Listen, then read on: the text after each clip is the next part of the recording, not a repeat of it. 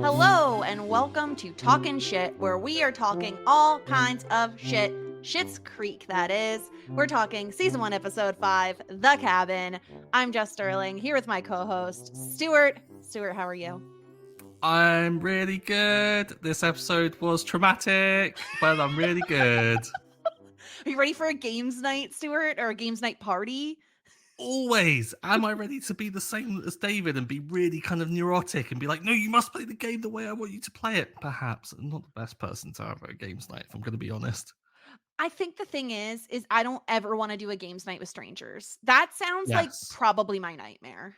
hmm There are weird things where you can like meet new people at like games nights, and it seems like an absolute nightmare because I think games bring out the best and the worst in people at the same time. And it's like, Absolutely. you don't want to be meeting new people like that. I don't No, want and you people don't to be seeing me like that. Yeah, and you don't want to play with a guy like Eric who like doesn't even understand the rules of like charades or whatever they were playing. It wasn't charades. What were they Yeah. playing? The thing, yeah, we stick the name on the head Heads and each other up and or guess it. I whatever. don't know what. Yeah, the one that Ellen made into an app Ugh, yeah, yonks ago. yeah. Crikey, Yeah. that's a deep pull, isn't it? But how does he not understand that game? Everyone knows that game, right? I think this is why Stevie brought him. She's trolling David this episode, but we'll get into all of that and more. Yes. Before we do, don't forget to subscribe, Talkin' Shit without a G, SCHITT. Follow us on social media. We're on YouTube if you want to watch us, watch our beautiful faces talk about this show. And of course, you could also email us podcast@talkinshit.com. If you want to, we would adore if you gave us 5 stars because it helps people find the podcast. And we'll shout you out if you do.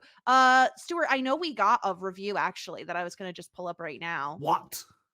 We did, and it was really nice and it made my day. And isn't that just the best? We That got a is review the best. from RJBEJ Rich Bedgener. Rich Bedgener, my Rich favorite person in the world if Bedgener. it's a good review. They said simply the best. I've listened to both of them separately on Post Your Recaps podcasts, and they're great. Love the witty banter and easy rapport they have immediately. Super excited to be on this journey with my favorite sitcom of all time. So nice. Your money is in the post. Thank you very much. So yeah, if anybody wants to leave us a 5-star review, of course we would greatly appreciate it. But yeah, let's start talking about The Cabin because this episode, Stuart, is one that when I see the name, I know immediately. Like I remember exactly what happens beat for beat in this episode. hmm What are your just like overall thoughts on it? Totally not what I was expecting. I think based on what I said last week, that I was expecting maybe horror vibes Yeah, and horror of a different type. Let's just go with that. certainly. But yeah, this one I can see why this is a bit of a standout episode. The premise is just, I mean, the opening is just horrendous. But then just it's so slapstick. It's so kind of like simple premise, just well executed. Mhm. Yeah, I really enjoyed this one. Yeah. Before we dive too deep into it, let me give a quick little recap on exactly what happens in this episode in case people didn't watch. David has a not so good morning when he walks in on his parents in a very compromising position. Johnny has had enough and tries to get Roland to fix their door. And Roland, surprisingly, possibly, graciously offers Johnny and Moira their cabin for the weekend.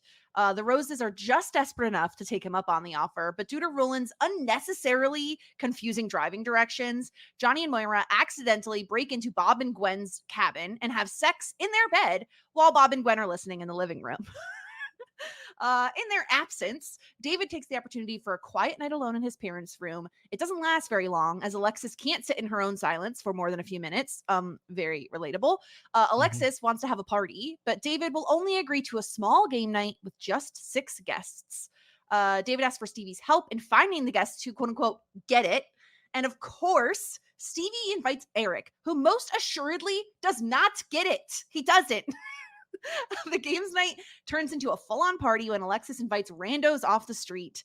Eventually, David does join back the party after some coaxing from Stevie, and Johnny attempts to install a lock on the motel door, which Alexis just rips off in about 0.5 seconds. So that's our Worst episode. handyman ever. Oh, geez, Mrs. Rose. Don't, don't. This is the thing. The show opens obviously with a bit of a traumatic event for David, but thankfully we don't get to see it. I Mhm. wish that was afforded to us at the end with this voice, because what on earth is that role play? Well, it Is that kind what they of it always do?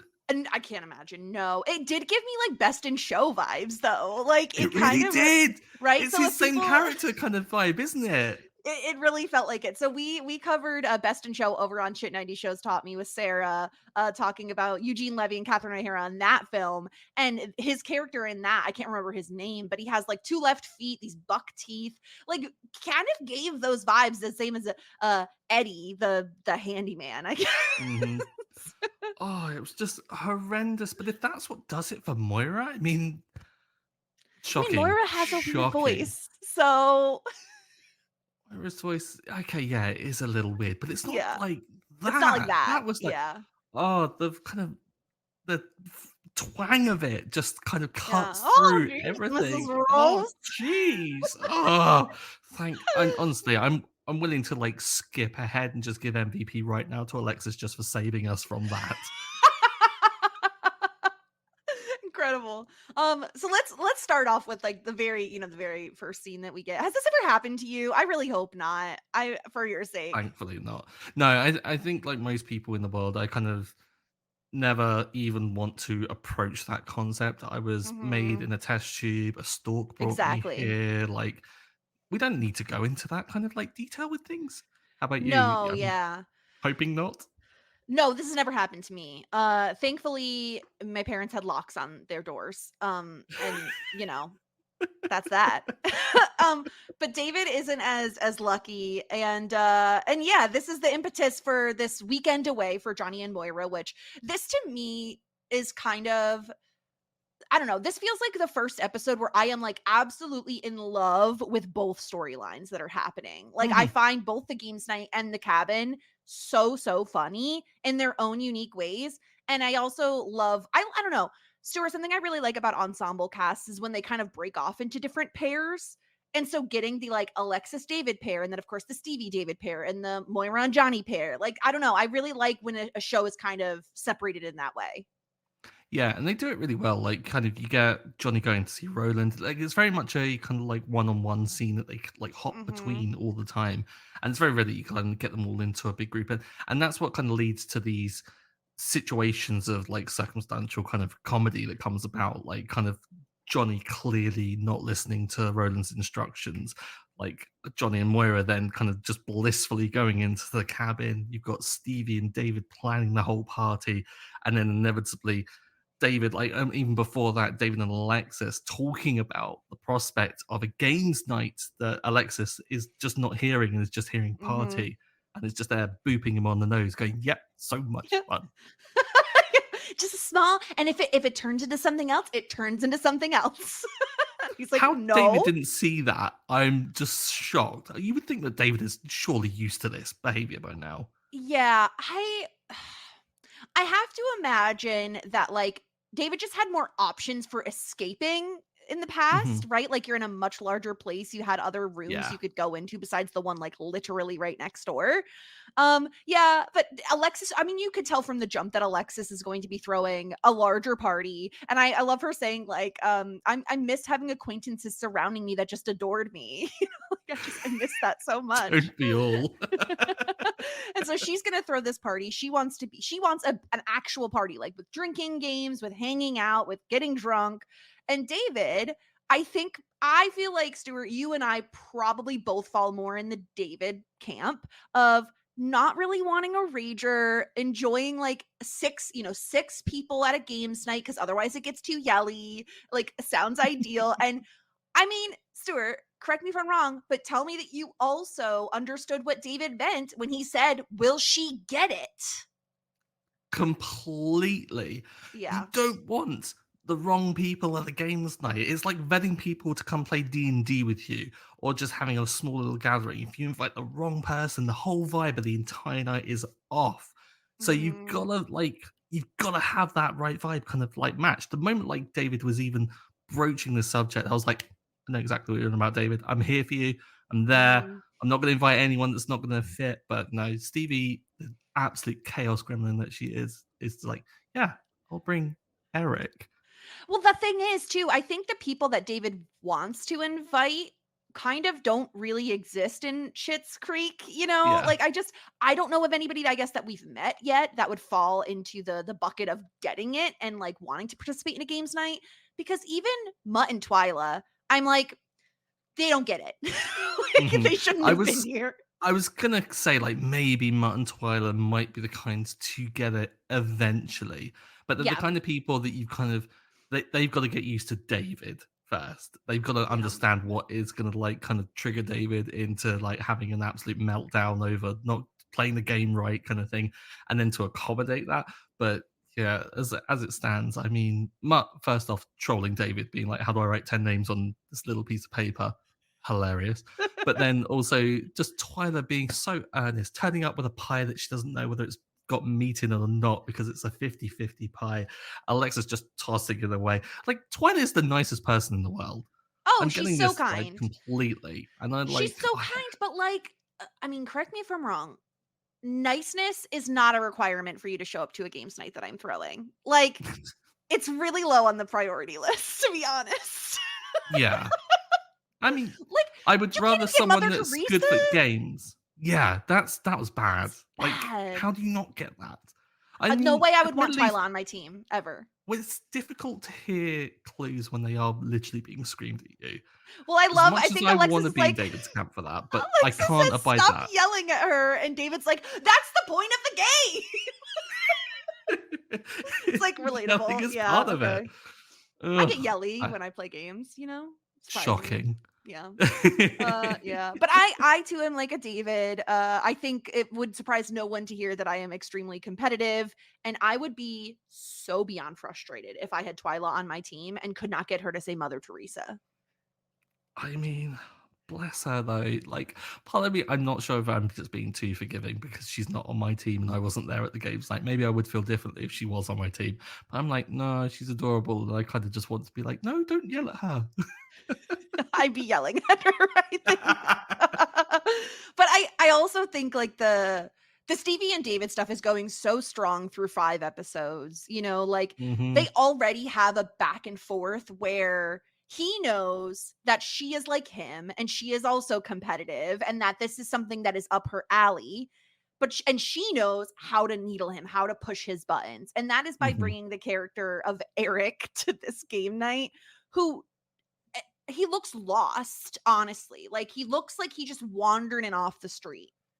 I think he not only lost for the evening, but I think lost in life. Like, Eric doesn't know what the heck is going on around him at any, like, Yeah. time, I don't think.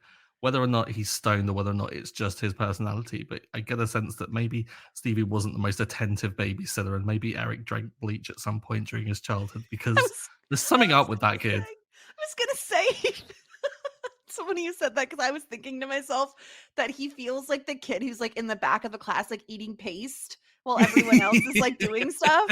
Like, he looks like a kid who eats paste. I don't know. Hmm. So I connected with David in that, like, yes, wanting some alone time. Also, then games night sounds good, and then it turning into something that you do not want it to turn into, Yeah. and being like, okay, I'm out now. Like, it wouldn't really surprise me if I had a vein that, like, twitched when I got angry that I just don't know exists. Well, I've been meaning to talk to you about the kind of like twitching going on, Jess. But never, no, Yeah. no, totally understand. And like to be in David's shoes, like kind of expecting a low key event, especially considering that you want to savor this weekend. Johnny and Moira have gone away, and it's like the first moment of kind of Mhm. a way of getting some space to yourself for a short period of time to get away from Alexis's mess as well. Oh dear God, let's talk about the mess just for a second. Oh, it How was horrendous brutal. is that? Like, Yeah. There's you're no in a nothing, shared I mean, space. to give her, like, an ounce of grace with it, they are in a motel room with, like, probably 1 closet, so there isn't a ton of space for her to put things away, but, like, it looks like her suitcase exploded. It looks Yeah. horrible. Given what we saw last week, I imagine that probably David is taking up all of the closet space as well. Because he's already Right. like expanded out into the additional room. He'd already tried to go into Johnny and Moira's room as well. Yeah. So maybe Alexis, well, maybe it's the fact that Alexis just wouldn't be using it regardless. She just throws her clothes on the floor. She's like, "What's a Yeah. closet?" Yeah. She's an absolute floor closet person and is there to expect someone to pick it up after her. But like, as much as maybe David is taking advantage of the whole closet situation, he's coping. Like David's side of the room is immaculate. That's Yeah. what we want. But no, Yeah. how can you not want to escape that? Yeah, I don't blame him. Although I don't know that my first instinct would be like, I'm gonna go lay on this bed that I literally just saw my parents doing the Yeah. nasty on, you know? Yeah, unless I'd had Stevie in there, like, kind of making sure that it had been cleaned Deep beforehand, I'd be like, cleaning. "Yeah, Yeah. like, yeah, I'm gonna, That place like." has never seen a deep clean. It's true, You need to power unfortunately. wash it just everywhere. Yeah. And take a Yeah. UV light and just make sure. Uh-huh. Yeah. Oh gosh. So yeah, speaking of Johnny and Moira, what did you think of Roland offering their cabin up? You know, I mean, we obviously didn't end up seeing Roland's cabin, so I think it'd also be fun to kind of speculate on what that might look like. Mhm.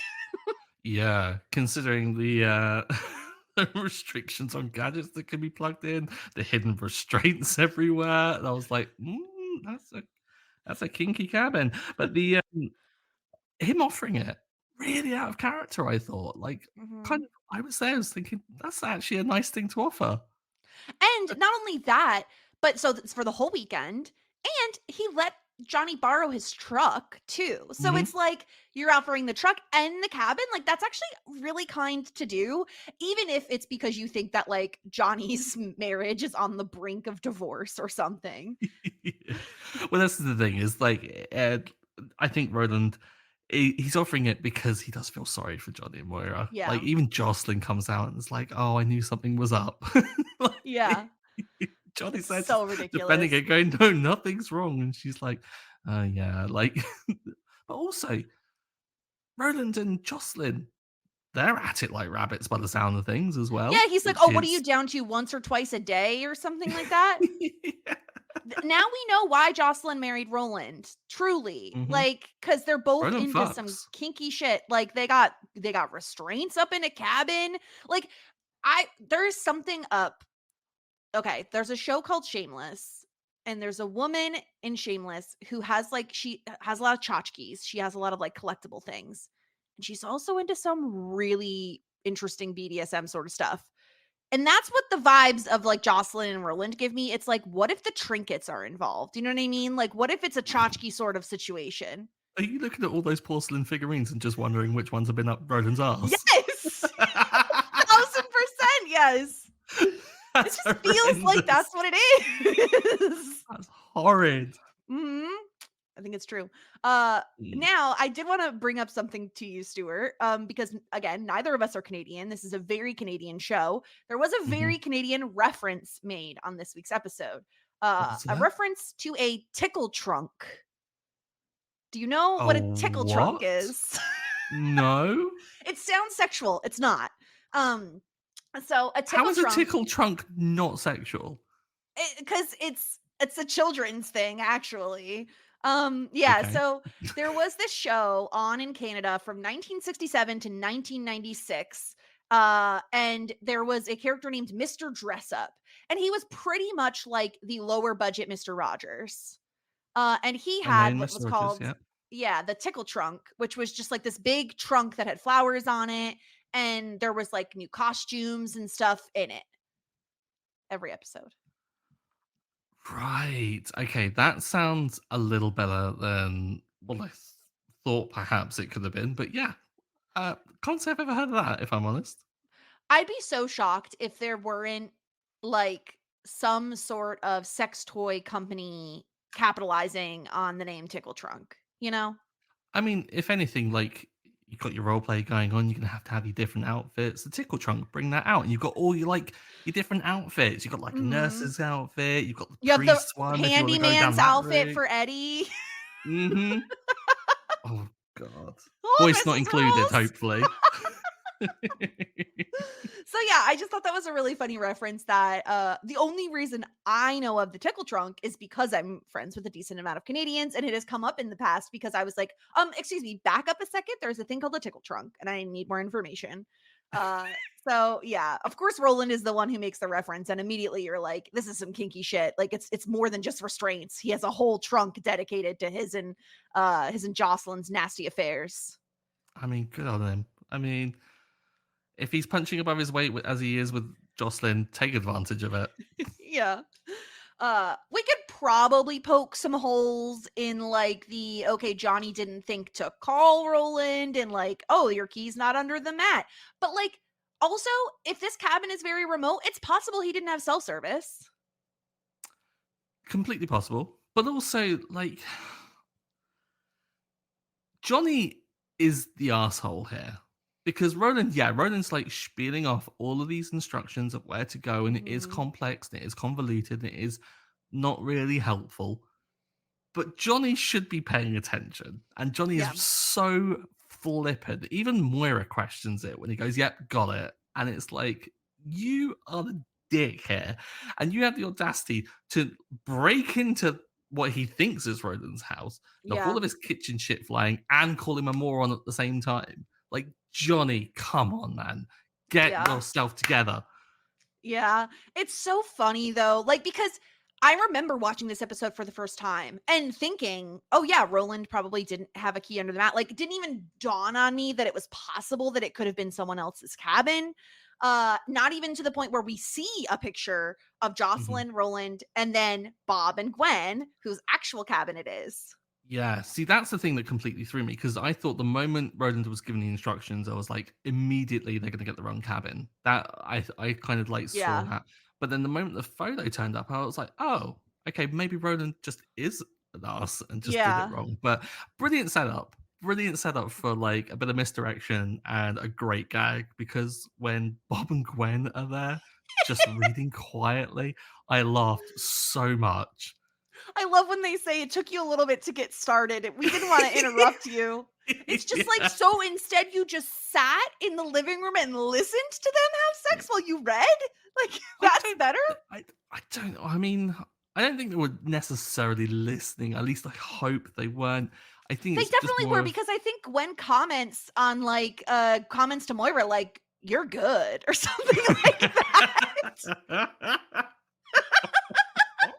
So she she definitely was does. listening. And we But I know want because it works with the fact that when Johnny and Moira are done, Moira's like, "Oh, I'm gonna go get a drink." And he's like, "You've done enough." And he goes, yeah. He's like, I can't see out of one eye.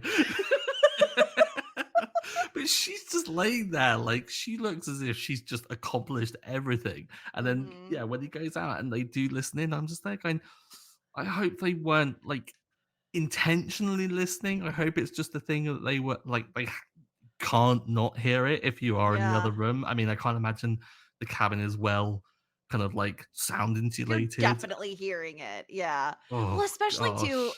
I love the idea that to Bob and Gwen, this was the kind thing to do to let them Hmm. finish first and then be like, "Hey, what are you doing here? You broke my corkscrew." Which also, how? Are Yeah. we doing what are we doing with the corkscrew? Do we want to know? I Do we really want to mean, know? I mean, I kind of do, but I kind of don't. Corkscrews are sharp. oh, yeah. Oh, I don't want Mm, to know. I don't want to nope, know. nope, nope, nope, nope, nope, nope. Yeah. And they But try to also, leave like, it's and go ahead. I was just gonna say it's like the most Canadian thing in the world, isn't it? Like if this was in Yeah. America, like like that would be kicking off. But because it's Yeah. Canada, it's like mm, we'll let you finish. We'll be polite. We'll carry on and just Yeah. let you get to the end. Ooh. It's so funny. I just this whole episode felt like every bit worked. Every like it was timed perfectly. You know what I mean? Mhm. Like it was just it was so immaculately done. Every part cracked me up. Bob and Gwen, just the visual of them just sitting on the couch reading a magazine is, and Johnny with the audacity to be like, "This is Roland's cabin." How do you know? You've never been to Roland's cabin. Yeah, I'd maybe like when someone is telling you it's their cabin, maybe kind of take their word for it, considering that they got in and they seemingly didn't climb through the kitchen window to get in. Yeah, and when I they try to also leave and the door is locked is just yeah, iconic. I It's like we usually do it to keep people Moira out. Moira assuming that they're being held captive, and she's like, "What do you want?" She says, "Sorry, I don't know how to make a bed." Yes, of course she doesn't. It's so ridiculous. Oh my gosh. So yeah, it's perfect. And then I do love the end scene where we get like Johnny installing one of those like chain locks. And Mhm. it's like it's kind of on the wrong way. Like, it's intended for when the door opens in, not when the door opens out. And so then when Alexis opens the door, it doesn't go in so that the chain blocks it. She just rips the whole thing off because Moira, it turns out, took her face mask and she was not happy about it. Like, what? There is clearly another key lock on there as well. Like, I don't Yeah. understand why they're not giving over the key. Like, maybe Roland is just messing with them and is like making it so that they can't kind of have control over that whatsoever. But yeah, Alexis just ripping it off. It either speaks to her determination to get that mask or to Johnny being absolutely terrible at DIY. And I think it's probably a combination of the two. Definitely. I feel like Johnny really is not a good handyman and Alexis is just like powering through. And also, very bold of Alexis to just open the door to her parents' bedroom considering what David walked in on. Knock. Yeah. Alexis just isn't learning from what is happening. And although she seems traumatized by it earlier on, like where she won't even enter the room until David goes, "It's okay, they're done." Yeah, David repeatedly walking in on them, like hugging and kissing, and he's like, "What's wrong with you?" And Moira Yeah. calling him a dirty peeping Tom. Yes. He's like, "There are psychology books that would say that's not great that you just called your child that." Oh, it's so David, are you a dirty peeping Tom? Oh my god. And then when he like chastises her, like because she once took the wrong baby home from preschool, that was the funniest moment in the whole like episode. I was crying laughter because when she like comes back, it's like Alexis looked Chinese. How many times must I defend myself? Yeah. It's like, gosh, I feel like Alexis, like they didn't know her middle name last episode, and now they took the wrong kid home from daycare or whatever. Sometimes we wonder why Alexis is the way she is, and I think we're seeing it like on Yeah. screen. This is yeah, poor Alexis, but then also maybe not. Yeah. No one, I mean, now they're poor, but they've lived lives. Anything else you could think of that we should discuss from the episode before we move on to some feedback? I mean, like, oh gosh, what on earth was that? We've gone through a lot of it. I like the whole Stevie and David just hanging out at the coffee shop and planning the whole situation. The moment like Mhm. that was happening, I was like, yes, that friendship is building, and I'm loving it. I love the what was it, Dane, like the Yeah, the people that turn up random guy that with a lets men on the keg. street. Like, just people just bring kegs all the time for parties. Apparently, is that how it is done? I don't know. Maybe I'm being Um, very British here. no, I would say in America, like if you were throwing a big house party, yes, or like a dorm party, you know what I mean, like a college party, there's going to be a keg. Big house parties, yes, but it also feels very, to me, very like early 20s vibes. Like I Hmm. don't know a ton of people that would throw a party nowadays, like my age range, that would get a keg, unless it was like a real rager. I love the idea of like a really formal kind of like dinner party, and then just someone turns up with a keg, Yeah. dragging it in. My mom told me a story once that she, when she was definitely underage, I think they her parents were out of town or something and they were going to get a keg and they had to get a wagon and wheel the keg back somewhere and it was like this whole I'm like, "Mom, you went through so much trouble just to have a keg." And she's like, "Yeah, those were the days." And you have to bring the keg back. Like you have to basically you get the keg filled and then you return the empty barrel when you're done because there's like a deposit on it and everything. So it's not an Yeah, easy process. And you have to have like a keg tap. Like kegs are a thing. yeah. It seems like the worst way to accommodate underage drinking. Like, would you not just like just all get the cheapest bottle of spirits ever? Like optimal underage drinking here. Like, So I think kegs are cheaper when you like price it out because it's like, amount per cup or whatever. And mhm, it's like it's beer, it's cheap, it's easy. I don't know if they're easier to get in terms of being underage. Like I am not mhm, a beer drinker. I don't like beer. I've not really had a ton to do with kegs as a result. But I think it's just cheaper. I think liquor certainly will mess you up quicker. mhm. But you'd have to get a lot of bottles of liquor to do that, and I think it would get a little more expensive. Yeah, fair play. Yeah. Do you have PBRs in the UK? Do you know what a PBR PBRs. is? Pabst Blue Ribbon It is a No. type of beer that is so dirt cheap and is like very much what college students drink because it was like you could get like a $2 PBR. Right. So we've got similar like cheap beer over here that is like kind of trash. You've got like the staple brands like Carling, which is just basically piss water as well. But we also have the absolute worst of the worst. I'm not even sure if it's even around White Lightning, which is like what you would White guys would call a Lightning. it's called That sounds it's like like what a a hard nerdy kid cider. would want his like superhero name to be. I'm White Exactly. Lightning. Exactly. But like we have that is like a hard cider, I think you guys would call it. Oh, I love hard cider. But it's super, super strong. And it's like sometimes teenagers will get it just to get like effed up. But yeah, no real person Well, yeah, into it. that's like I don't know, like you know what Four Loco is, right? Like, did you guys probably didn't have Four Loco? Four Loco No? was very much like a blink and you miss it fad because it was basically an energy drink mixed with alcohol. It eventually got like taken off the market because of just like how dangerous that sort of Hmm. substance would be. But yeah, people used to drink Four Locos, and the other thing I remember being a big thing in like the college days was it was called Edward 40 hands. Oh yeah. Um, and so you'd tape like 40s, 40 ounces to your hands, and yeah, Edward 40 Yeah, hands. I've seen that as an infamous, very millennial video of Mamrie Hart and Tyler Oakley playing that, and Yeah. they just get more and more drunk as the day goes on. Yeah, Yeah. no, thankfully we avoided that. We had just similar kind of like stupid drinking games that like follow you through uni. There's like the funniest one was the wizard staff one where you try and like drink as many cans as possible and then tape them all together, and then the person that's got the biggest staff of cans is like the wizard, which is so That's so dumb. dumb. It really is. But then you talk about like the energy drink alcohol. Up in Scotland, there's a thing called Buckfast, which is Buckfast? yeah, so it's fortified wine, but it's like caffeinated. Horrible. Yeah, It's the no. worst thing in the world. It sounds like the worst thing in the world. I just don't ever like I've tried one energy drink in my life. For people that know me, I should just not have energy drinks. Like I have plenty in the supply. I have plenty in the tank. I don't need the extra. And I lost my mind. Like I was So at work and I was so I think what happened, I think this is what happened.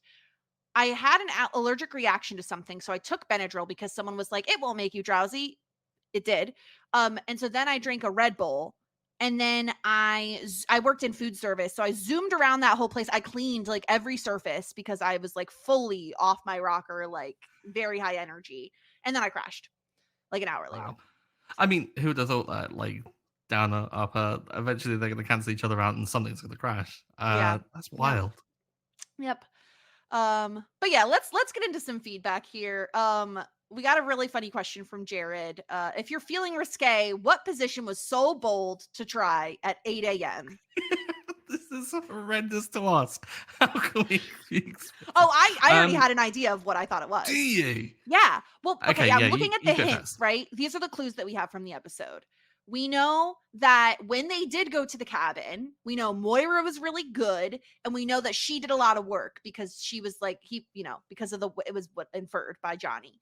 So, I feel like that could be a hint towards their overall like sexual position preference. And what I'm going to say is I think Moira was doing like a reverse cowgirl situation at 8 a.m. Well, I wouldn't say I can see that, but I probably shouldn't say that. No, I can't see that. I can envisage. No, I can't envisage that. No, no, stop. Oh, jeez, Mrs. Rose. I was thinking that perhaps from David's reaction, I think anything other than like under the covers missionary would be Oh, an adventurous expedition because it's his parents. It's that's like you fair. don't like kind of imagine them even knowing about reverse cowgirl, let alone doing it. So Yeah. I was thinking maybe it would just be anything but I think the reverse cowgirl. I mean, that kind of like makes a bit of sense. You can imagine we're really like kind of getting into it and like playing up the whole woohoo, like going Yeah, yeah, stupid. exactly. Oh my god. Yeah, incredible. Stuart, we also got some feedback from Emily. Uh, and I love that she calls out Jocelyn's sick burn on Johnny and Moira's relationship. I wouldn't want your relationship to get any worse. Yeah. That's so funny considering that like Johnny is very much thinking of himself as being better than Roland and Jocelyn and stuff. And to know that Jocelyn and Roland look down on them and like, oh, they're having problems. Such a good feeling to like see Johnny get slapped down a little bit. Yeah. Do you agree with Emily that this is Stevie's best episode so far? I think so. For like not only being there for David when David has a bit of a meltdown, she goes and coaxes him back to the party, but then also being the one to kind of trigger it as well. Like inviting Eric Mhm. was just a stroke of genius. And she says, maybe not the best joke, but I disagree. It was really funny. I think this episode or last episode where she is helping David with his clothes, I feel like is also a good contender for Stevie's best episode. But both Hmm. of them are really great and just shows like the slow progression of Stevie and David's friendship. You know what I mean? Like I like that they're not immediately best friends by any means, Yeah. but there is like this back and forth, this banter between them now where she can play a joke on him by bringing, Eric in. Emily also noted that Eric gives her Orin from Parks and Rec vibes, which 100% agree with you, Emily. So you have no idea what that means, but there is a character who is just like Eric, who just kind of like stands there and looks a little weird, and you're like, why are you staring at me? Like, what are you doing? You're creeping me out, Similar kind of vibe. He's a little bit more vampirish, I would say. Vampiric? Either way, looks more like a vampire, Orin does, than Eric. But yeah. Wonder if we're going to get a vampire in this season. I doubt it. Doesn't seem the kind of show. Doesn't seem like that kind of show. Are you sure? No, I don't think so. Uh, Emily also pointed out that unlike most sitcoms or family shows, we didn't get a scene where Johnny and Moira come home and see that the kids have thrown a party. I imagine that like Yeah. David kicked everyone out by like 10:30 and had it all cleaned up anyway. Yeah, I can't imagine it going on that long. I think, unless I don't know. I think kind of in not seeing it, it allows us to kind of like speculate on what might have happened, and like there is a world in which David did kind of go right, okay, that's enough, and then carted everyone out at like really early. But then there's also another world where he went out there, got a little bit tipsy, and then just embraced the night and actually ended up having fun. It's And I like to true. live in that world a little bit. I like the idea that David kind of comes to love Schitt's Creek a little bit more. Maybe not love it, but like find something enjoyable Tolerate it. about it. Yeah, even for one evening. Um, so but I do kind of feel, Rob, that we didn't see at least how much of a rager it did become.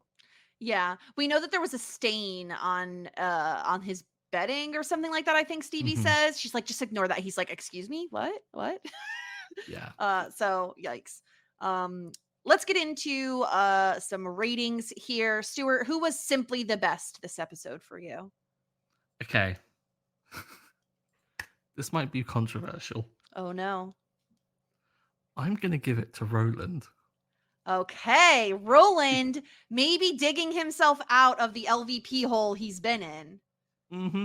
I think if someone who is actively been rude to you, who is trying to, or at least tried to sell the town in which you're the mayor of, and is actively working against you, and they come to you and they kind of explain their marital troubles that they're having, and you offer them not only your cabin but their truck.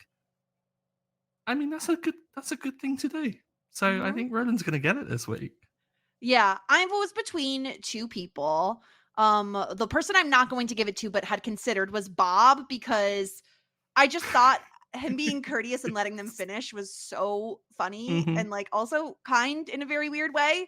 But if you're controversial, I'm also controversial because I'm giving my point to Roland as well. I feel the same Yeah. exact way. Like if he's gonna like give up again, to me, the cabin is one thing because if you're not staying there anyway, like it's still a very nice thing to do, but it's like whatever. But the truck too, like that's you're giving up your truck and cabin for an entire weekend, pretty much no questions asked, simply because they want a weekend away to have some like intimacy. That's a Hmm. really kind gesture. So yeah, Roland deserves to get 2 MVP points this week. Oh, I'm so happy about that. That's great. He's simply the best this week. Unlike the disgruntled pelican, Stuart, who are you giving your disgruntled pelican point to? Oh, there's a few. I mean, even those like short in appearance, Dane, Eric, like they could quite easily get it. But like, if we're gonna go for someone that's around, I think I've got to give it to Alexis. And this is becoming a bit of a run. I don't know if I'm a fan of it, but I think I will give it to her still because she was pushing the buttons too much. And I'm sorry, but if someone organizes a game night, you do not turn it into a party. David was very clear, right? He said it Hmm. was a games night. She kept saying games night party. I'm also going to give Alexis my LVP point, and more so for the reason being, I thought it was kind of rude to bring up his eye twitch in front of everyone and to use it for a drinking game. He was like, "Why would you call that out in front of everybody?" And like, I think that she doesn't necessarily respect that it's a shared space, both by the fact that Hmm. she's a messy slob and Yeah. because you're inviting strangers not just to like a living room. This is your bedroom. This is everything. This is your entire living space. And Dane immediately goes and sits on David's bed. Like if I'm David, Hmm. I'm pissed off. That's my bed. And Dane, you look nasty, you know? Yeah. Yeah. So, Completely. I love that we're in yeah, alignment there, but we are. also Yeah. the eye twitched 5 times. Drink up, bitches. Drink up, bitches. So good. Unfortunately, we don't have a wig from Moira this week. Maybe next week. I want to say that we get more as time goes on, so maybe maybe that's why we haven't seen many. But in the meantime, let's talk some tier ranking here for our episode. We have hot shit, full bouquet, love that journey for me, you, David, and shit out of luck as usual. We're on YouTube if you want to watch us with a visual component of this tier ranking. We have to decide where we're going to put the cabin, Stuart. Any first thoughts on where you want this to go? I think this is the strongest episode we've had so far, completely, for like the jokes, for the pacing of it. There was no lull. Like everything kind of felt like perfectly balanced. I kind of want to rate this really high. What about you?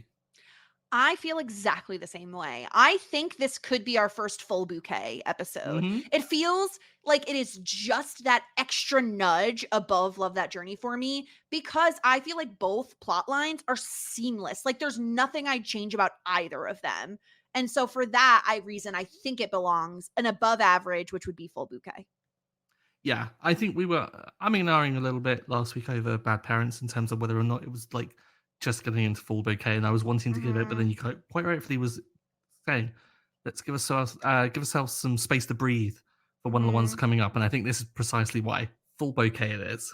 Yeah, look at that. And look at it's kind of like a phallic shape, so it kind of works with this where we are in this episode. So currently we have nothing in hot shit. The cabin falls under full bouquet. Love That Journey for me has Bad Parents, The Drip, and Don't Worry It's His Sister. And then Ew David has the pilot Our Cup Runneth Over. So that's exciting. We got our first full bouquet episode. Again, like this is just season one. I have a feeling that like some of the later seasons we're going to be having a lot of episodes fall in that category, if not higher. Mhm. But next week we have another exciting episode. Stuart, would you like to know the title? Yes, please. It is called Wine and Roses. Wine and roses. WINE? WINE. Yes. Vineyard, maybe? Maybe they're going to Okay. go to a vineyard? Could I go don't to a know. vineyard. Yeah. Could happen. I'm intrigued. uh, I'm intrigued. we're also not alone next week. We're going to have our first guest on the podcast, giving some validity to an American and a Brit covering a Canadian show. We're having one of our favorite Canadians, Melissa Woodward, on. So I'm really, really excited for her to talk about this episode with us because it's a really fun one. Spoiler alert, I really like next week's episode. So I can't Oh, wait that's to talk great. about it. Yeah. Yeah, I can't Very wait for fun. Melissa to come in and correct us on absolutely everything that we've been doing wrong. Yeah. Oh, I'm sure. And you know what we'll say to that? Sorry. I hate myself just a little bit, but that's okay. It was worth it. It's all right, she's In not here yet. the meantime, don't forget to subscribe at Talkin' Shit. Follow us on all social media and send in any feedback if you have any. Anything else, Stuart? Anything else you want to plug? Where can people find you? Nothing really to plug. Just if you want to follow me on any of the socials, Stuart Drinks Tea. Yes, I am that much of a stereotype. Go find me anywhere with that kind of handle. And yeah, if you've got any feedback, like we said, send it in. We really do appreciate it, especially the ratings. Yes. Meanwhile, you could find me on Shit 90 Shows Taught Me, where we're talking Buffy and Felicity, and then we have some bonus content coming up in April as well. We're going to be talking about The Mummy with Melissa also. So Melissa's just she's everywhere this month. Love the Uh, mummy. I've never seen it, so What? I know, I know. Like I know Jessica. of it. Like I know vaguely that like Brendan Fraser's in it, right? And like I assume You there's a know, it's mummy. like many, many, many people's like sexual and bisexual awakenings. Like that No, whole I film. didn't, but It's now I'm excited. you're in for a treat. Ooh, okay, fun. All right, well that'll be on Shit 90 Shows Tommy, so go check that out. Yeah, and until next time, we still haven't figured out a sign off for this. Maybe go play in your tickle trunks until we see you next time. Okay, bye.